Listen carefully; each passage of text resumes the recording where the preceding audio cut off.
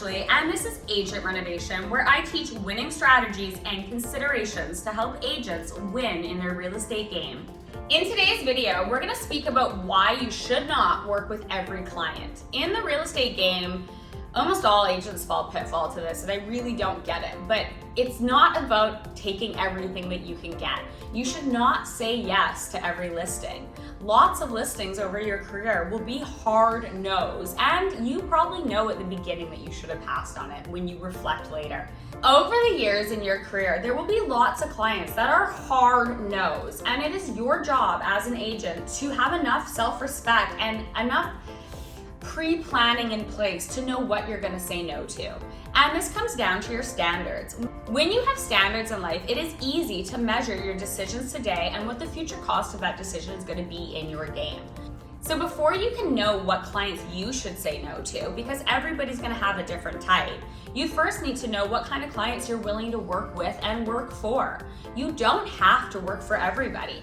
It's not your job to say yes to everybody. And if you do say yes to the wrong clients, it's you who's going to lose in the long run, because the wrong clients will drain you, have you driving around cities for years, and basically giving you the runaround until you run out of your most valuable resources, your time and energy, and then they're going to cost you something even more, grief. And that will actually prevent you from showing up and helping your other clients.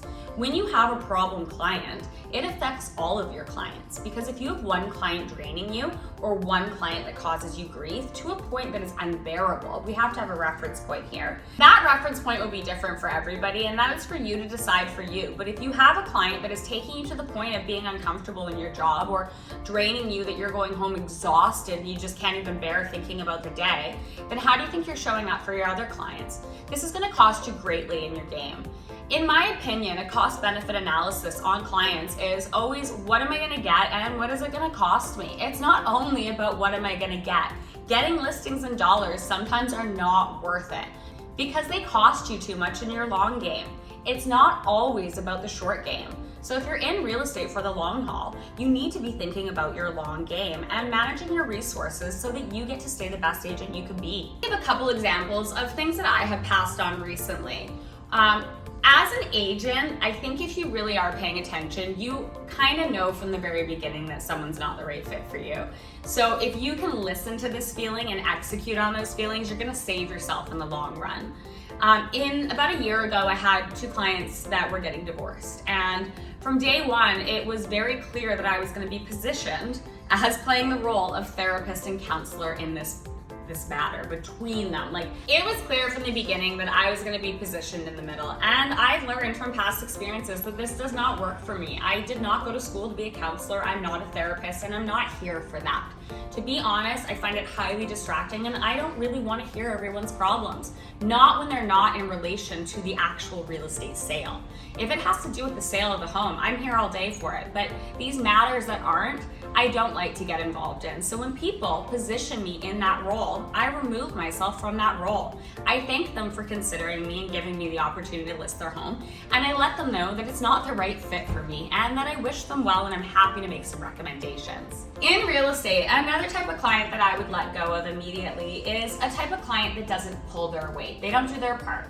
Now, as agents, we're supposed to pick up a lot of the slack for them, and we do, and that's our role. However, if a client can't even get their house ready for an open or isn't pulling the weight, like meaning it doesn't seem like they really want to sell their home, then if they don't want to sell their home, I don't want to sell their home.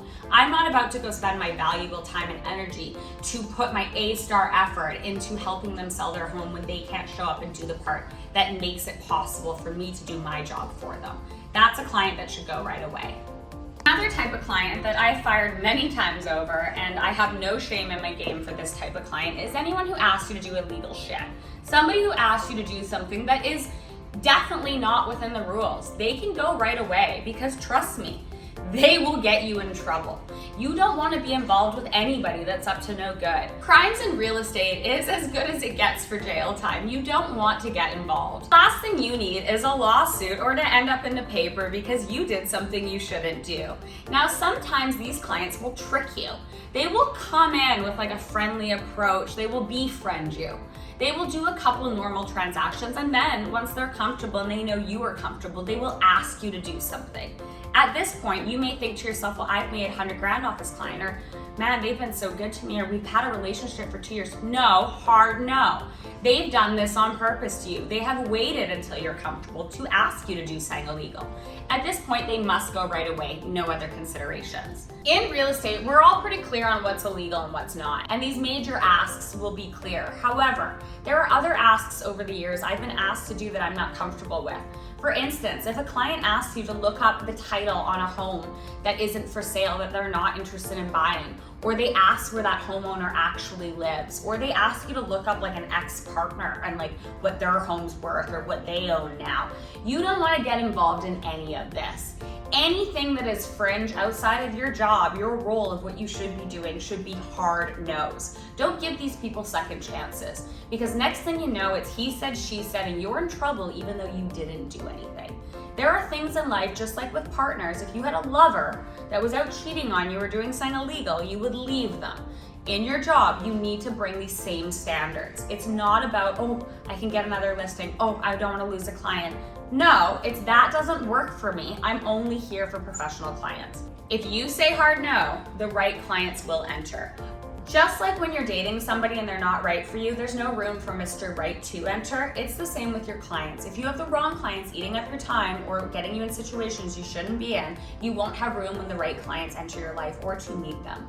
It's time for an action step. I want you guys to get out a piece of paper and write down all the things that you can think of, your standards for the type of clients you want to work with and who you're not willing to work with. Make a list of what you're willing to accept in form of clients and client behavior and client way of being. And then I want you to make another column of all the behaviors of clients, types of clients, and ways of being a client that you are not willing to serve. Clients that you are not here for. Now you have your standards. You have what you're willing to do and what you're not willing to do.